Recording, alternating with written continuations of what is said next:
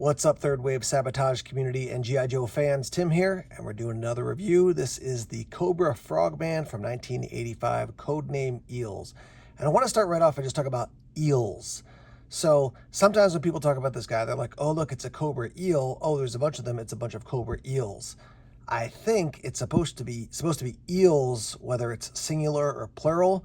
But I personally like calling it a Cobra eel and then eels if it's a bunch of them. But that's just me. That's the first thing I'll note right as we get into things and talking about this character. So as I've shared about other characters, I picked this one up at Kitty City in Philadelphia, Pennsylvania, as I best remember, and I've loved this figure from the beginning. I just think it's a really cool looking vibe. I love the gray with the black, and then that pop of red I think is just awesome. So the main thing people are going to lose with this character is going to be the air hose. So you've got the main section here in the middle, and then you've got those two tubes or hoses that come off the side. Those can snap off pretty easily. In addition, I'll take that off in a moment and show you the two pegs that air hose, basically the face component or the mouth component, attaches to. Those pegs can break off as well. That is similar to wetsuit. I actually just got a wetsuit at Joe Fest this year, got him home, and then was like, oh, he actually is broken because one of those pegs is broken, so you can't attach his breather system.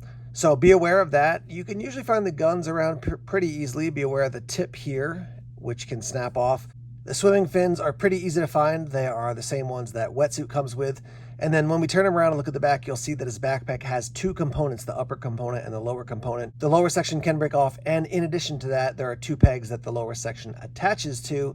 So just be aware that those pegs can break off pretty easily as well. I'd like to give some detail coming from the Ultimate Guide to G.I. Joe, 3rd edition by Mark Bellamo. Here's what he says about the eels. So Cobra Frogman, and then he says, as the underwater demolition specialists of the Cobra Legions from their file cards, eels man and operate the Cobra Marine outpost disguised as offshore drilling rigs and augment the crews of larger Cobra naval vessels. I love the idea that you've got this offshore oil rig and you're like, oh yeah, it's just an oil rig.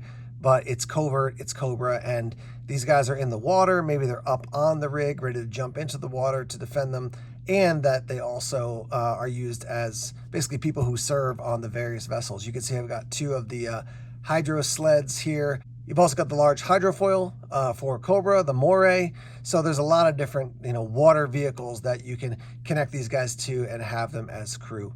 One thing I will note is I checked out Hooded Cobra Commander 788's review of this eels. And it was interesting. He said he uses them as crew for the moray. I'm sort of like, okay, so if he takes off the mask or takes off the breathing tube, then it looks a bit weird because he has these two pegs sticking out and they're not connected to anything. But if he's walking around with the breathing tube on, that feels weird. So anyhow, just a reflection.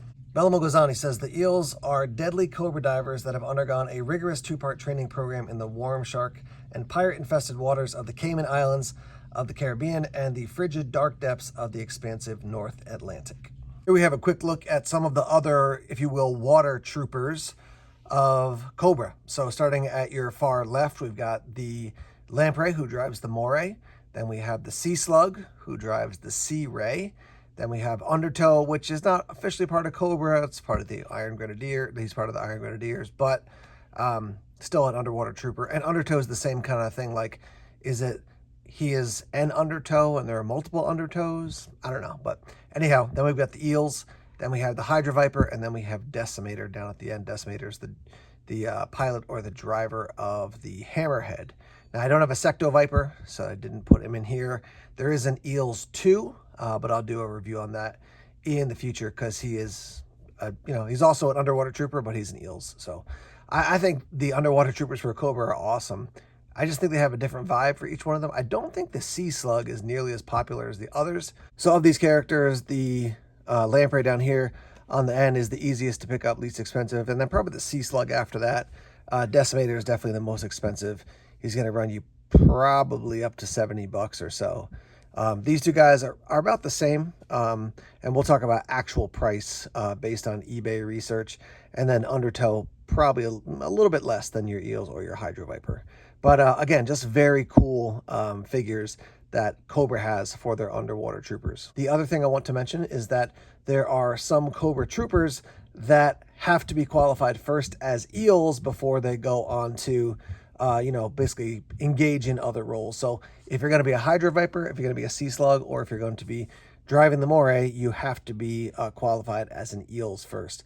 In addition, you've got the snow serpent and the ice viper are two more that have to be qualified as eels before they can go on to take on the other responsibilities. It is interesting that the decimator and the secto viper don't have to be qualified as eels, even though they are definitely troopers who are hanging around. Even though they're on the shorelines of the of Cobra Island, you would think that they would have to be qualified as eels, but apparently they don't. We'll look at the eels now section by section, starting down with the feet. So the flippers are actually nothing too spectacular. They do have some grooves there in the front, and then we've got a foot peg, so you can actually attach the character to the flippers. And then you can see he does have a knife on the bottom of his left leg. That is a knife that looks quite pointed. Most dive knives will have a blunt tip so that you don't accidentally pierce into some of your gear. But these guys are definitely, underwater warriors or soldiers, so you can understand why they would have a more aggressive style of knife. I want to show you here on the leg, you can see there's a pretty significant line there, and it is on both sides. So you can see that on both sides, and doesn't really say what it is. It kind of fades up here at the top, but kind of a cool additional little feature on his legs. As you go up a little bit more, you can see his belt, and there are a bunch of pockets and such on that.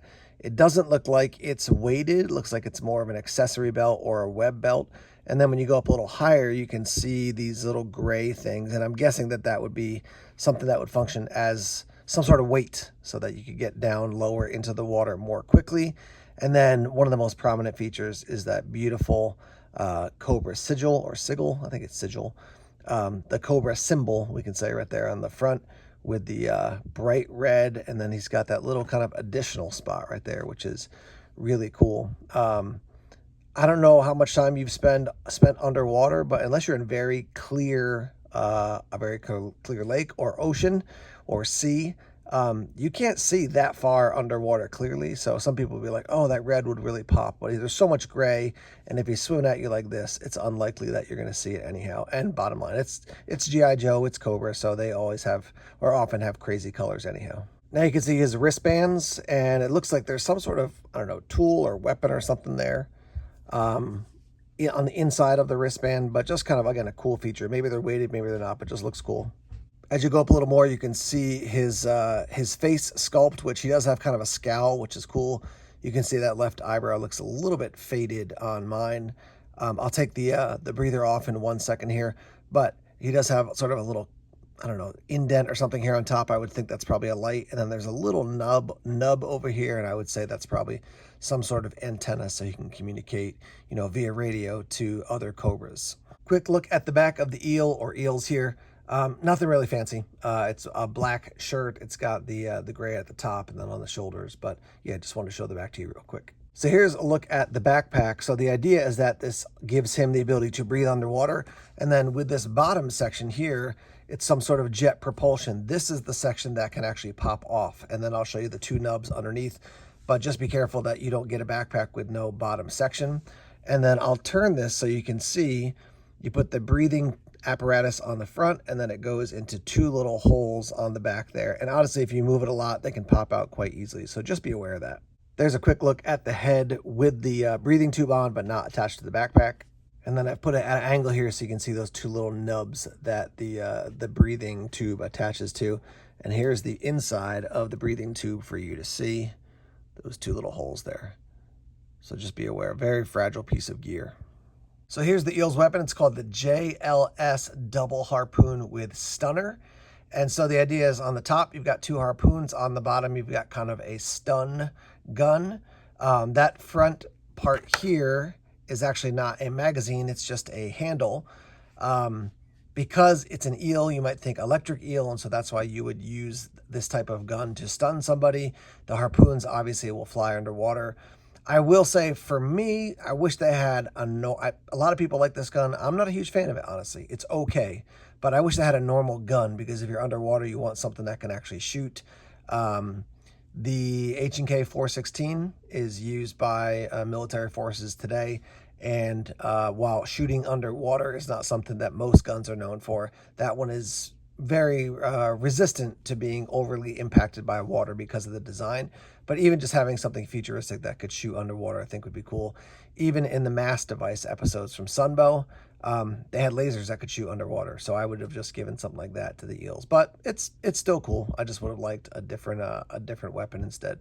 Let me go through the file card real quick. We already gave you a lot of the details from looking at the G.I. Joe guide over here from Mark Bellamo, but codename Eels, file name classified, primary military specialty underwater demolitions, and then secondary military specialty marine engineering. And so you can see those two things to go together. If you're going to blow something up, you got to know what the best place to place the charge is so you can blow it up and it can fall into the water, and then birthplace various countries and grade E4 or equivalent.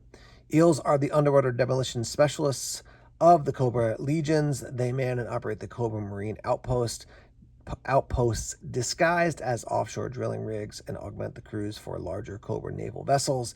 And then we already talked about their where they train in the Cayman Islands and North Atlantic. And then at the bottom it says their training regimen includes marine structural engineering, explosive ordnance, underwater fighting techniques, and marine geology. So you can imagine a frogman like this and eels like this would be helpful for the hammerhead or helpful for the bug, because they can also speak to, okay, you can drive over here, you can drive over there, avoid this thing. Hey, that's a particular type of animal we need to be aware of. Again, not so much as like caring biologists, but, to be like, hey, we could leverage that animal over there to fight against G.I. Joe. So they would be a resource to anything that's happening in or around the water. Here we have a look at the G.I. Joe classified eels. So this is the one that was in the main line. It's not the retro eel. You can also see that I accessorized it with an MP5 with a suppressor and then also with the harpoon gun underneath. And the gun that comes with the eels and comes with torpedo is like, it's a harpoon gun, but it's just, it's like really, really soft plastic. It feels rubbery. It feels goopy. It bends a lot. It's just a weird looking weapon, honestly. So I have two eels in the classified line. This is the one I have out of the box right now. I may get an additional MP5 like this or something different. But again, the harpoon guns that they come with are just like not that impressive. So you can see that the classified and the OG, a Real American Hero eels, just very similar in how they look. We do have a knife down here that is removable, which is cool. We do have the nice red chest, basically chest plate, different gun as I mentioned, breather tube, and then the helmet is removable. And then as I spin this guy around, you can see what the back looks like. So kind of a cool Cobra logo there.